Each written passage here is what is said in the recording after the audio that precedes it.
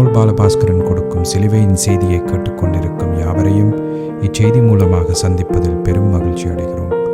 கர்த்தராகிய இயேசு கிறிஸ்துவனுடைய கிருபையும் தேவனுடைய அன்பும் பரிசுத்த ஆவியானவருடைய ஐக்கியமும் உங்கள் அனைவரோடும் கூட இருப்பதாக. ஆமென்.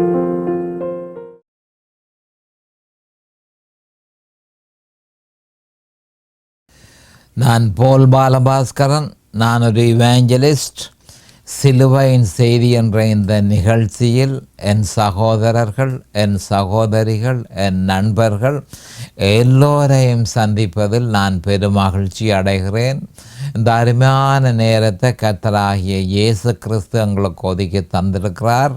இந்த நேரத்தில் கர்த்தருடைய வேத வார்த்தைகளை உங்களோடு பகிர்ந்து கொள்வது எனக்கு மிகுந்த சந்தோஷத்தை அளிக்கிறது என்பதை நீங்கள் அறிந்து கொள்ள வேண்டும்.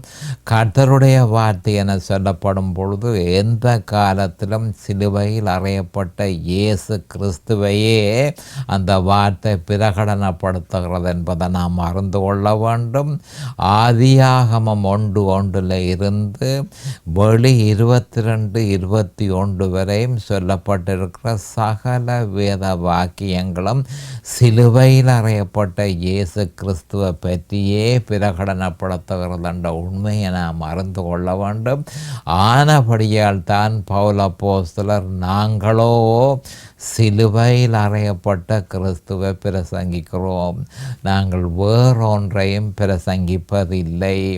ரட்சிப்புக்கும் சிலுவையில் அறையப்பட்ட இயேசு கிறிஸ்து, பரிசுத்தத்துக்கும் சிலுவையில் அறையப்பட்ட இயேசு கிறிஸ்து, நாளாந்த கிறிஸ்தவ வாழ்க்கைக்கும் சிலுவையில் அறையப்பட்ட இயேசு கிறிஸ்து, மனுஷனுடைய விடுதலைக்கும் சிலுவையில் அறையப்பட்ட இயேசு கிறிஸ்துவையே நாங்கள் பிரசங்கிக்கிறோம் என்று சொல்லி பவுல் அப்போஸ்தலர் தெளிவாக சொல்லியிருக்கிறார்.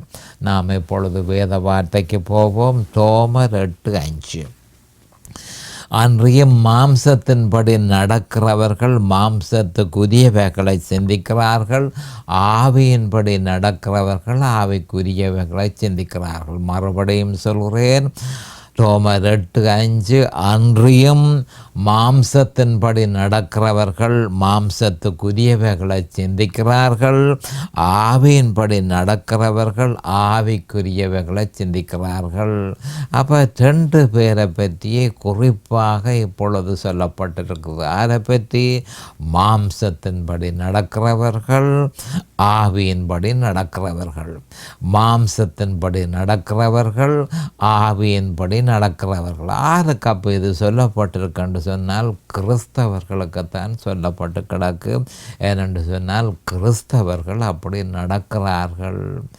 அப்போ இதைத்தான் தெளிவாக ரோம கிறிஸ்தவர்களுக்கு இந்த நிருபம் எழுதப்பட்டது என்பதை நாம் அறிந்து கொள்ள வேணும். அவர்கள் கிறிஸ்தவர்களுக்குத்தான் இதை பற்றி சொல்லப்படுகிறது என்ற உண்மையை நாம் அறிந்து கொள்ள வேண்டும். இப்பொழுது நாம் ஜெபத்துக்கு கடந்து செல்லுவோம். அருமையான எங்கள் பிதாவே உமக்கு ஸ்தோத்திரம். பரலோகத்தின் தேவனே உமக்கு ஸ்தோத்திரம். நம்முடைய குமாரன் இயேசு கிறிஸ்துவ பலியாக சிலுவையிலே ஒப்பு கொடுத்து அவருடைய வெளியேறப்பெற்ற இரத்தத்தினால் தேவரே நிலங்கள் எல்லோரை மீட்டு கொண்டீர். அதற்காக உமக்கு இன்றைக்கும் ஸ்தோத்திரம் பிதாவே. அவருடைய சரீரத்துக்குள் எங்களை இணைத்தீர், அவருடைய மரணத்துக்குள் எங்களை இணைத்தீர், அவரோடு எங்களை அடக்கம் செய்தீர், அவருடைய உயிர்த்தெழுதலில் எங்களை இணைத்தீர், புதிதான ஜீவனை எங்களுக்கு தந்திருக்கிறீர், அவரில் பிழைத்திருக்கக்கூடிய பாக்கியத்தை எங்களுக்கு தந்திருக்கிறீர், உன்னதத்திலே அவரோடு கூட உட்கார்ந்திருக்கக்கூடிய பாக்கியத்தையும் தேவரீர் எங்களுக்கு தந்திருக்கிறீர்.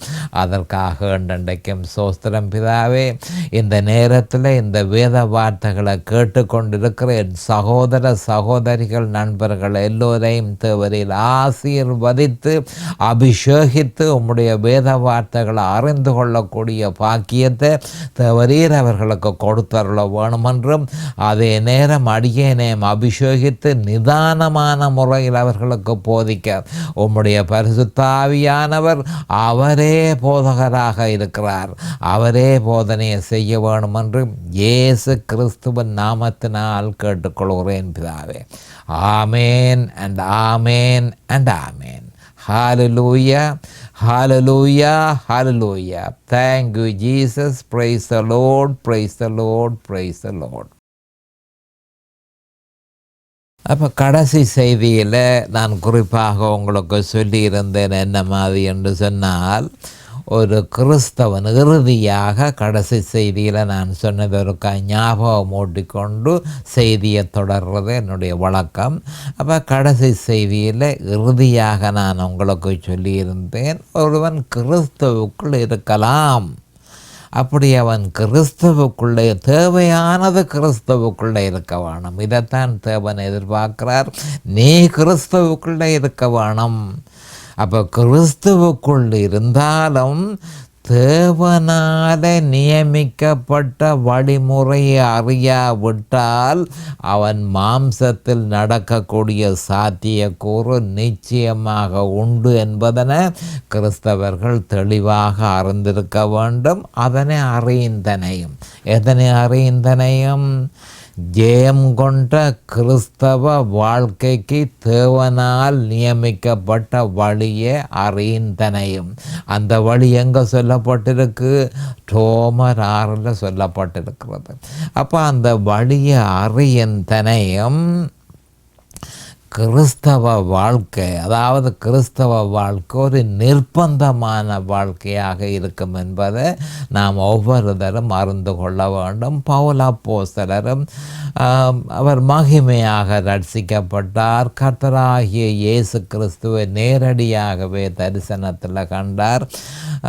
மற்றது தேவனாலே ஆவிக்குரிய வரங்கள் எல்லாவற்றையும் அவர் பெற்றிருந்தார். அப்போஸ்தலராக தேவனாலே அழைக்கப்பட்டார். உடனடியாகவே கிறிஸ்துவே இயேசு என்று சொல்லி அவர் பிரசங்கத்தை ஆரம்பித்தார். அப்படி சகல ஆவிக்குரிய சலுகையையும் பெற்றிருந்த பவுல் அப்போஸ்தலர் ரோமர் 7:24 என்ன சொல்கிறார் என்று சொன்னால், நிர்பந்தமான மனுஷன் நான், இந்த மரண சரீரத்தில் நின்று யார் என்ன விடுதலை ஆக்குவார்? யார் என்ன விடுதலை ஆக்குவார்? அப்போ ஒரு மனுஷன்தான் என்ன விடுதலை ஆக்க முடியும் என்று சொல்லி அவர் கேட்டார். அந்த மனுஷன் இயேசு கிறிஸ்துவே. கலாத்தியர் 1:11-12 அந்த மனுஷன் அவருக்கு வெளிப்படுத்தி இருந்தார். எப்படி ஜெயம் கொண்ட கிறிஸ்தவ வாழ்க்கையை வாழ்கிறது என்ற விவரம் அவருக்கு தெளிவாக வெளிப்படுத்தப்பட்டது என்பதை நாம் அறிந்து கொள்ள வேண்டும். அதுவரையும் அவர் நிர்பந்தமான வாழ்க்கையை அனுபவித்தார். அப்ப கிறிஸ்தவர்கள் தேவனால நியமிக்கப்பட்ட வழியை அறிந்தனையும் நிர்பந்தமான வாழ்க்கை தவிர்க்க முடியாது என்பதை நாம் தெளிவாக அறிந்து கொள்ள வேண்டும். இப்படி இருக்க மாம்சத்தின்படி நடப்பவர்கள் பொதுவாக அவ்விசுவாசிகள்தான் என கிறிஸ்தவர்கள் நினைப்பதுண்டு. அதாவது ஒரு தப்பு அபிப்பிராயம் கிறிஸ்தவர்களில் இருக்கிறது என்னென்று சொன்னால், அது அவ்விசுவாசிகள் அல்லவோ மாம்சத்தில் நடக்கிறவர்கள் என்று சொல்லி அநேகமான கிறிஸ்தவர்கள் நினைக்கிறார்கள். அப்படி அல்ல என்பதை அவர்கள் முதலாவதாக அறிந்து கொள்ள வேண்டும். கிறிஸ்தவர்களும் மாம்சத்தில் நடக்கிறார்கள் என்பதனை பரிசுத்த ஆவியானவர் பவுல் அப்போஸ்தலர் மூலம் இங்கு உறுதிப்படுத்தி இருக்கிறார். கிறிஸ்தவர்களும் மாம்சத்தில் நடக்கிறார்கள். ரட்சிக்கப்பட்டவர்கள், ஆவியினால் நிரப்பப்பட்டவர்கள், அவர்களும் மாம்சத்தில் நடக்கிறார்கள் என்று சொல்லி பவுல் அப்போஸ்தலர் இங்கு தெளிவாக கூறியிருக்கிறார். அப்போ பவுல் அப்போஸ்தலர் யாருக்கு இதனை சொல்லியிருந்தார் என்று சொன்னால், அதாவது இந்த நிருபத்தை யாருக்கு எழுதியிருந்தார்? ரோம கிறிஸ்தவர்களுக்கே எழுதியிருந்தார் என்ற உண்மையை நாம் தெளிவாக அறிந்து கொள்ள வேண்டும். அப்போ அதிலிருந்து நாம் அறியக்கூடியது என்னவென்றால், பவுல் அப்போஸ்தலர் அவ்விசுவாசிகளுக்கு இதனை தெரிவிக்கவில்லை. முழுதுமாக ரோம கிறிஸ்தவர்களுக்கே இந்த நிருபம் எழுதப்பட்டது. ஆனபடியினால் கிறிஸ்தவர்களுக்கே இதனை கிறிஸ்தவர்களுக்கே பரிசுத்த ஆவியானவர் சொல்கிறார் என்ற உண்மையை நாம் தெளிவாக அறிந்து கொள்ள வேண்டும். கிறிஸ்தவர்களும் மாம்சத்தில் நடக்கிறார்கள். அவ்விசுவாசிகள் எந்த நேரமும் மாம்சத்தில் நடக்கிறார்கள். அப்போ அவர்கள் தான் நடக்கிறார்கள் என்பதல்ல, கிறிஸ்தவர்களும் மாம்சத்தில் நடக்கிறார்கள் என்ற உண்மையை நாம் தெளிவாக அறிந்து கொள்ள வேண்டும். அப்போ இங்கே என்ன சொல்லப்படுகிறது என்று சொன்னால், விசுவாசிகள் மத்தியில் மாம்சத்துக்கும் ஆவிக்கும் இடையில் இருக்கிற போராட்டத்தையும், விசுவாசிகள் மாம்சத்திலா அல்லது ஆவியிலா அல்லது மாம்சத்திலும் ஆவியிலுமா நடக்கிறார்கள் என்ற உண்மையை பவுல் அப்போஸ்தலர் வெளிப்படுத்தி இருக்கிறார். மாம்சத்தின்படி தொடர்ச்சியாக நடப்பவர்கள் பாவ சுபாவத்தினால் ஆதிக்கம் செலுத்தப்பட்டு மாம்சத்துக்குரியவைகளை சிந்திக்கிறார்கள் என்ற உண்மையை நாம் அறிந்து கொள்ள வேண்டும். அப்போ மாம்சத்தின்படி நடக்கிறவர்கள் என்று சொல்லிக்க 2 விதமான மனுஷர்களை நாங்கள் காணக்கூடியதாக இருக்கிறது. சடுதியாக மாம்சத்தில் நடக்கிறவர்கள், அதாவது தீய சக்திகளினாலே ஏவப்பட்டு கிறிஸ்தவர்கள் சடுதியில் மாம்சத்தில் நடக்கிறது வழக்கம். ஆனால் தொடர்ச்சியாக சில கிறிஸ்தவர்கள் மாம்சத்தில் நடப்பதே இல்லை. அப்போ அவர்கள் மாம்சத்தில் நடக்கிறார்கள் என்று சொல்லி நாம் சொல்ல இயலாது. அப்போ தொடர்ச்சியாக மாம்சத்தின்படி நடப்பவர்களுக்கு இருக்கிற ஆபத்து என்னென்று சொன்னால், அவர்கள் பாவ சுபாவத்தினால் ஆதிக்கம் செலுத்தப்பட்டு மாம்சத்துக்குரியவைகளை சிந்திக்கிறார்கள்.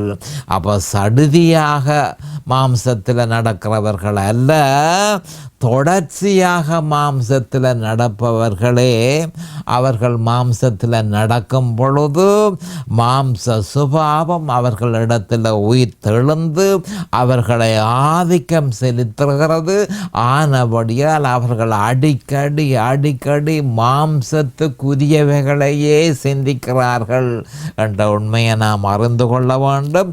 கிரேக்க மூல பாஷையின்படி எவர்கள் வளமையாக மாம்சத்தினால் ஆதிக்கம் செலுத்தப்பட்டிருக்கிறார்களோ அவர்கள் மாம்சத்துக்குரியவைகளை சிந்திக்கிறார்கள் என கூறப்பட்டிருக்கிறது. அப்போ கிரேக்க மொழியில தான் புதிய ஏற்பாடு எழுதப்பட்டது என்பதை நீங்கள் எல்லோரும் அறிவீர்கள். அப்போ கிரேக்க மொழியில் என்ன சொல்லப்பட்டிருக்கென்று சொன்னால், எவர்கள் வளமையாக மாம்சத்தினால் ஆதிக்கம் செலுத்தப்படுகிறார்களோ அவர்கள் மாம்சத்துக்குரியவர்களை சிந்திக்கிறார்கள் என்றே சொல்லப்பட்டிருக்கிறது. அது எப்படி எனில், தொடர்ச்சியாக மாம்சம் ஆதிக்கம் செலுத்துவதனால் விசுவாசத்தின் மூலம் செயற்படாதிருந்த பாவ சுபாவம் மறுபடியும் விசுவாசியில் ஆதிக்கம் செலுத்துகிறது. கவனமாக கேட்டுக்கொள்ளுங்கள். அந்த விசுவாசத்தை ஏற்றுக்கொண்டு ரட்சிக்கப்பட்ட மனுஷர்களில் பாவ சுபாவம் செயற்படாமல் இருக்கிறது. ஆனால் தொடர்ச்சியாக மாம்சம் செயல்படுவதனால் அதனுடைய அர்த்தம் என்னென்றால், தொடர்ச்சியாக ஒருவன் மாம்சத்தில் நடக்கும் பொழுது அந்த பாவ சுபாவம் மறுபடியும் அவனில் உயிர் தெழுந்து விசுவாசியில் ஆதிக்கம் செலுத்துகிறது என்ற உண்மையை நாம் தெளிவாக அறிந்திருக்க வேண்டும். அப்படியாயின் கிறிஸ்தவர்கள் மாம்சத்தில் ஆதிக்கம்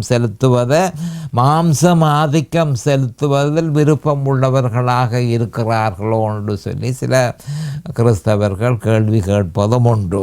அப்படி அல்ல. அவர்கள் அந்த பாவத்திலிருந்து விடுதலை பெறுவதற்காக மாம்சத்தை நாடுவதே இந்த இக்கட்டுக்கு காரணமாக இருக்கிறது. அப்போ பாவ சுபாவத்தினால் அவர்கள் உந்தப்பட்டு மாம்சத்தின் கிரியைகளை அவர்கள் செய்து கொண்டிருக்கிறார்கள். அதனை எப்படியாவது தடை செய்ய வேண்டும் என்று சொல்லி மீண்டும் மீண்டும் மீண்டும் மீண்டும் அவர்கள் மாம்சத்தை நாடுவதே அவர்களில் அந்த பாவம் வல்லமையாக ஆட்சி செய்கிறதற்கு முக்கியமான காரணமாக இருக்கிறது என்ற உண்மையை நாம் தெளிவாக அறிந்து கொள்ள வேண்டும். அப்போ நான் என்ன சொல்கிறேன் என்று சொன்னால், குறிப்பாக 2 விதமான கிறிஸ்தவர்கள் இருக்கிறார்கள். ஒன்று சடுதியாக மாம்சத்தில் நடக்கிறவர்கள். அப்போ ஏதாவது தீய சக்திகளினுடைய ஏவுதலினாலே அவர்கள் மாம்சத்தில் நடக்கிறார்கள். ஆனால் அவர்கள் தொடர்ச்சியாக மாம்சத்தில் நடக்கிறவர்கள் அல்ல. அப்போ தொடர்ச்சியாக மாம்சத்தில் நடக்கிறவர்களிடத்தில் அந்த பாவம் ஆதிக்கம் செலுத்துகிறதென்ற உண்மையை நாம் அறிந்து கொள்ள வேண்டும். ஏனென்றால் அந்த விசுவாசத்தின் மூலம் ரட்சிக்கப்பட்ட ஒரு கிறிஸ்தவனில் அந்த பாவம் செயலிழந்து போய் இருக்கிறது. அப்போ அவனுடைய விசுவாசம் வேறொன்றுக்கு திசை திருப்பினத உடனே அந்த பாவம் மறுபடியும் உயிர் பெற்று எழும்புகிறது. அப்படி உயிர் பெற்றெழுந்து இடவிடாமல் அவனை வற்புறுத்தி மாம்சத்தில் நடக்குமாறு அவனை வற்புறுத்துகிறது. அப்போ அவன் மாம்சத்தில் நடக்கிறதை எப்படியாகுதல் நான் இதனை நிப்பாட்ட வேணுமே என்று சொல்லி தன்னாலான அவ்வளவு முயற்சியையும் செய்கிறான். ஆனால் எல்லாம் மாம்சத்துக்குரியவைகளால் மாம்சத்தை கட்டுப்படுத்த அவன் முயற்சி செய்கிறான். அது ஒரு பொழுதும் சாத்தியமாகாது. நிலைமை மோசமாகிறத தவிர ஒரு பொழுதும் பொருத்தமான தீர்வு கிடைக்க போகிறதில்லை. ஏனென்றால் முதற்கண் மாம்சம் ஒரு பொழுதும் மாம்சத்தை விடுதலை செய்ய முடியாதென்ற உண்மையை கிறிஸ்தவர்கள் அறிந்து கொள்ள வேண்டும். மறுபடியும் சொல்கிறேன், மாம்சம் ஒரு பொழுதும் மாம்சத்தை விடுதலை செய்ய முடியாது என்ற உண்மையை நாம் தெளிவாக அறிந்திருக்க வேண்டும். அப்போ மாம்சத்தினால் எப்படி கிறிஸ்தவர்கள் நடக்க முடியும் என்பதனை பற்றி விவரமாக ஆராய்வது இத்தருணத்தில் பொருத்தமாக இருக்கிறது. அப்போ மாம்சத்தின்படி நடப்பவர்கள் மாம்சத்துக்குரியவைகளை சிந்திக்கிறார்கள். கவனமாக கேட்டுக்கொள்ளுங்கள். வேதத்தில் அப்படித்தான் சொல்லப்பட்டு கிடக்கு. ரோமர் 8:5 சொல்லப்பட்டிருக்கிறது என்னென்றால், மாம்சத்தில் நடப்பவர்கள் மாம்சத்துக்குரியவைகளை சிந்திக்கிறார்கள். அப்போ அவர்கள் மாம்சத்தில் நடக்கிறபடியினால் அவர்களை மாம்சம் ஆதிக்கம் செலுத்துகிறது. கவனமாக கேட்டுக்கொள்ளுங்கள். மாம்சத்தில் நடப்பவர்கள் மாம்சத்துக்குரியவைகளை சிந்திக்கிறார்கள். அப்போ அவர்கள் மாம்சத்தில் மாம்சத்துக்குரியவைகளை சிந்திக்கிறதுனால அவர்களில் மாம்சம் ஆதிக்கம் செலுத்துகிறதுன்ற உண்மையை நாம் அறிந்து கொள்ள வேண்டும். இந்த சிக்கலான பிரச்சனைக்கு தேவனால் நியமிக்கப்பட்ட வழிமுறையை பற்றி அவர்கள் அறியாதிருக்கிறார்கள். அப்போ இந்த பிரச்சனையிலிருந்து பூரணமாக விடுதலையை பெறுவது எப்படி என்று சொல்லி தேவனால் ஒரு வழி நியமிக்கப்பட்டிருக்கிறது. அந்த வழியை மாம்சத்தின்படி நடப்பவர்கள் அறியாதிருக்கிறார்கள். அதன் ஆவிக்குரிய பொருளை உணராதிருக்கிறார்கள் என கூறுவதே பொருத்தமாக இருக்கிறது. அப்போ நான் மறுபடியும் இதனை பற்றி சொல்ல விரும்புகிறேன். மாம்சத்தின்படி நடப்பவர்கள் மாம்சத்துக்குரியவைகளை சிந்திக்கிறார்கள் என்பதன் பொருள் அவர்கள் மாம்சத்தினாலே ஆதிக்கம் செலுத்தப்படுகிறார்கள்.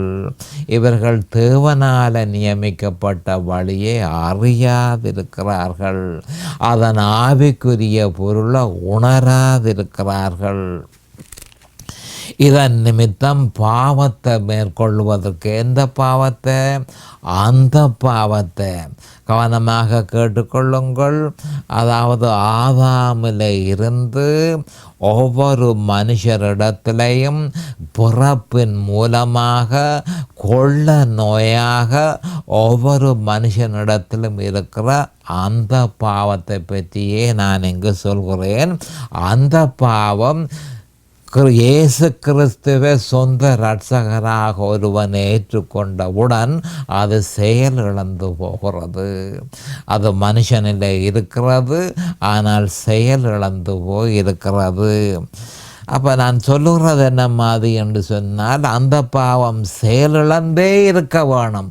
அப்படி இருக்கும் பொழுதுதான் நம்முடைய கிறிஸ்தவ வாழ்க்கை ஜெயம் கொண்ட கிறிஸ்தவ வாழ்க்கையாக இருக்கிறது.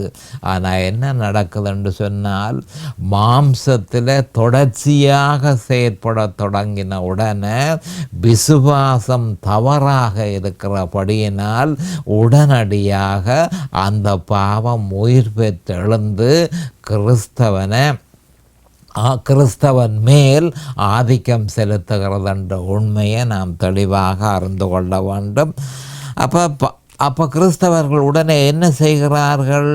அது ஏன் அப்படி நடந்தது என்று சொல்லி அதை அவர்கள் தெரியாவிட்டால் தேவனாலே அதிலிருந்து தப்புறத்துக்கு ஒரு வழி ஏற்கனவே சொல்லப்பட்டிருக்கிறது. அந்த வழியை அறியாவிட்டால், அந்த வழியை கடைப்பிடிக்காமல் விட்டால் என்ன நடக்கிறது? அவர்கள் பல்வேறு விதமான வேறு வழிகளை நாடுவது தவிர்க்க முடியாததாக இருக்கிறது. அப்போ இதன் நிமித்தம் பாவத்தை மேற்கொள்வதற்கு தேவனால நியமிக்கப்படாத பல்வேறு வழிகளை பின்பற்றி அந்த பாவத்தினால் பலமாக ஆதிக்கம் செலுத்தப்படுவது மட்டுமல்ல, மாம்சத்துக்குரியவைகளையே மேலும் மேலும் சிந்திக்கிறார்கள்.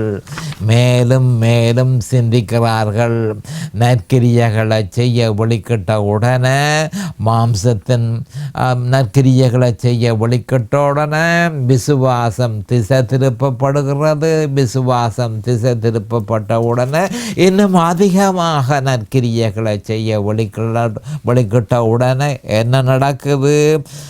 பலமாக அந்த பாவத்தினாலே அவர்கள் ஆதிக்கம் செலுத்தப்படுவது மட்டுமல்ல, மாம்சத்துக்குரியவைகளை மேலும் மேலும் மேலும் மேலும் மாம்சத்துக்குரியவைகளையே சிந்திக்கிறார்கள் என்ற உண்மையை நாம் தெளிவாக அறிந்து கொள்ள வேண்டும். அவர்கள் வேண்டுமென்று அப்படி செய்வதில்லை.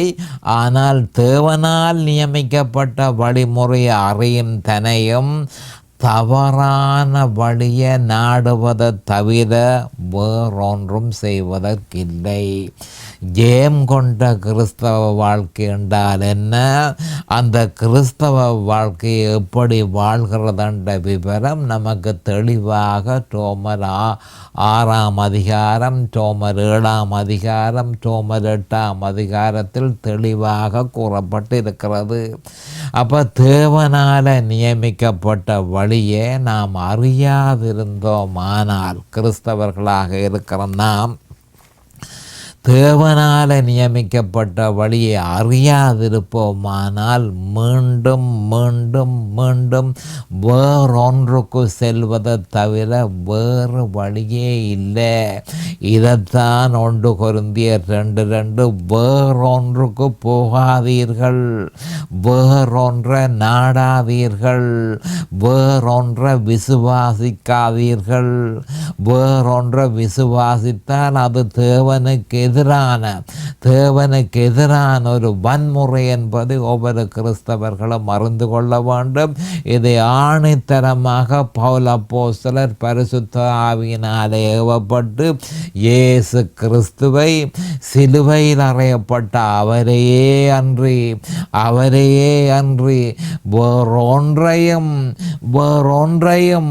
உங்களுக்குள் அறியாதிருக்க தீர்மானித்திருந்தேன் என்று பவுல் அப்போஸ்தலர் அப்போஸ்தலர் பரிசுத்த ஆவியினால் ஏவப்பட்டு சொல்லியிருக்கிறார். அப்போ கிறிஸ்தவர்கள் தேவனால் நியமிக்கப்பட்ட வழி தெரியாவிட்டால் வேறொன்றுக்கு போவது தவிர்க்க முடியாது.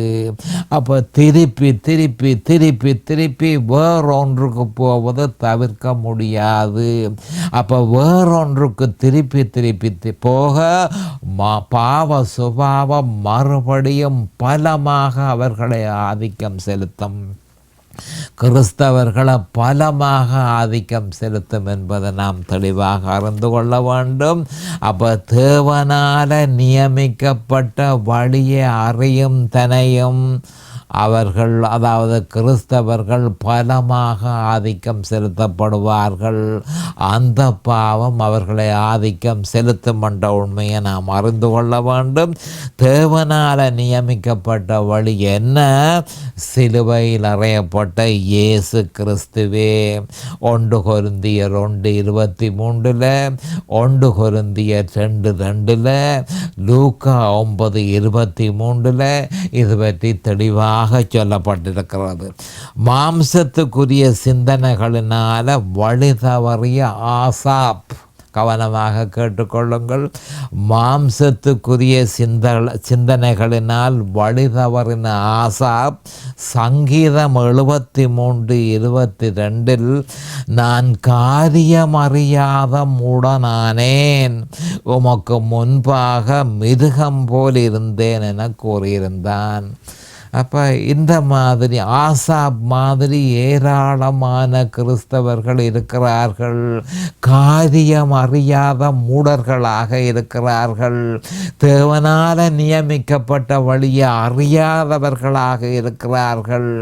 அறியாமல் இருக்கின்றனையும் அவர்கள் மூடராகவே இருப்பார்கள் என்பது ஆசாப்பினுடைய சங்கீதம் 73:22 நிரூபிக்கப்பட்டிருக்கிறது. உமக்கு முன்பாக காரியம் அறியாத மூடனாக உமக்கு முன்பாக மிருகம் போல் இருந்தேன் என்று சொல்லி ஆசாப் சொல்லுகிறான். அதே மாதிரி ஏராளமான கிறிஸ்தவர்கள் சிலுவையில் அறையப்பட்ட இயேசு கிறிஸ்துவை அறிய வேண்டிய பிரகாரமாக அறியும் தனையும் காரியம் அறியாத மூடர்களாக தேவனுக்கு முன்பாக மிருகம் போல் இருக்கிறார்கள் என்பதை நாம் தெளிவாக அறிந்து கொள்ள வேண்டும். அப்படியாயின் கிறிஸ்துவிலும் அவர் சிலுவையில் நிறைவேற்றியதிலும் ஒருவனுடைய விசுவாசம் நிலைத்திராவிட்டால் அவனுடைய சிந்தை மாம்சத்துக்குரியவைகளே, அவனுடைய சிந்தை மாம்சத்துக்குரியவைகளே.